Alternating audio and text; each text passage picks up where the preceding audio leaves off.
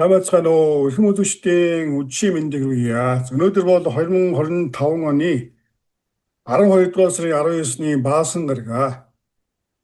За өчигдөр ногоон гардны суулаатай холбоотой ДВ 2027-тэй холбоотой мэдээ хүргэж байсан. За тэгвэл үүнтэй холбоотой өнөөдөр шуурхай мэдээ гарч байна.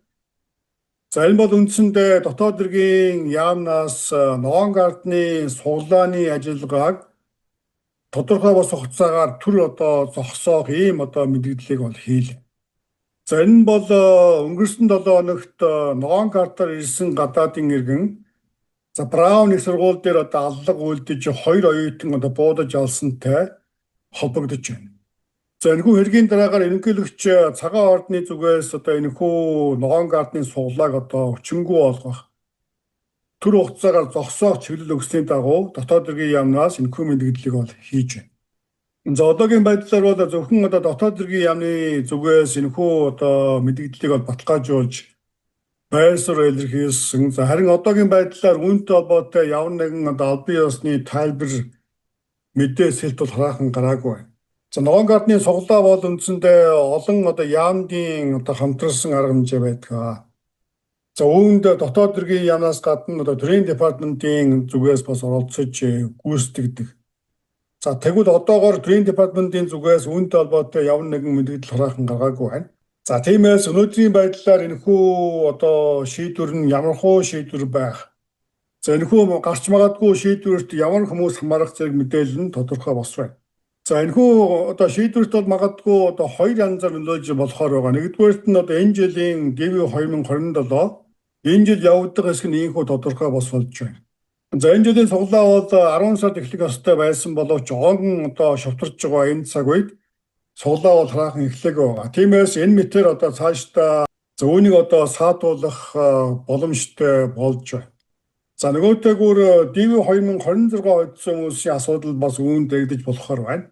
За хэрвээ дотоод хэргийн яамнаас энэхүү ДВ 2026 хоцсон хүмүүсийн визийг төр хугацаагаар зогсоох ийм шийдвэр гаргасан нөхцөлд за нэгдүгээр ДВ 2026 хожиж виза авсан боловч Америкт хараахан орж иж амжаагүй байгаа хүмүүс.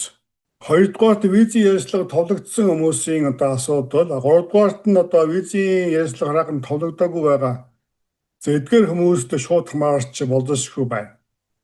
За ямар ч тач өнөөдөр бол ийхүү цагаан ордон бол ДВ суглаа буюу ногоон гардны суглааг тодорхой хэмжээгээр хязгаарлана гэсэн албан ёсны байр суурийг илэрхийллээ. За тиймээс ойрын хугацаанд үүнтэй холбоотой албан ёсны зааварчилгаа мэдээлэл гарна гэсэн ийм хүлээлттэй байна. За энэхүү мэдээг бол дотоод хэргийн яамны сайдын мэдээлэл гарсны дараагаар хийж байгаа. Тиймээс магадгүй энэ талаар ойрын хугацаанд шинэ мэдээ гарсан нөхцөлд цаг тухайн үед нь иргэн мэдээлье. За та бүхэнд ногоон гардны суглааны процессыг төр хугацаагаар хориглох төлөвлөзүүлэх тухай шийдвэр гарсан тухай тооч мэдээллийг хүргэлээ. За ингээд дараагийн мэдээгээр удахгүй болцъя. New Year Bash 2026 төлөвлөж байна. Энэ жилийн хамгийн супер шинэ жилийн үдэшлэг. Rapper DJ Don Turito, reggae artist Ratabas, үзэгсэн дуучин оюу, авиасны хөтлөгч MC Bobby-нар үдэшлэгийг шимж олон сюрприз дэлгэнэ. 2025 оны 12 дугаар сарын 26-нд Чикагод, 27-нд Сан Францискод, 28-нд Washington DC, 12 дугаар сарын 30-нд Денверт тус болно. Mystery artist хэн байхыг таагараа. Удахгүй уулзцгаая. New Year Bash 2026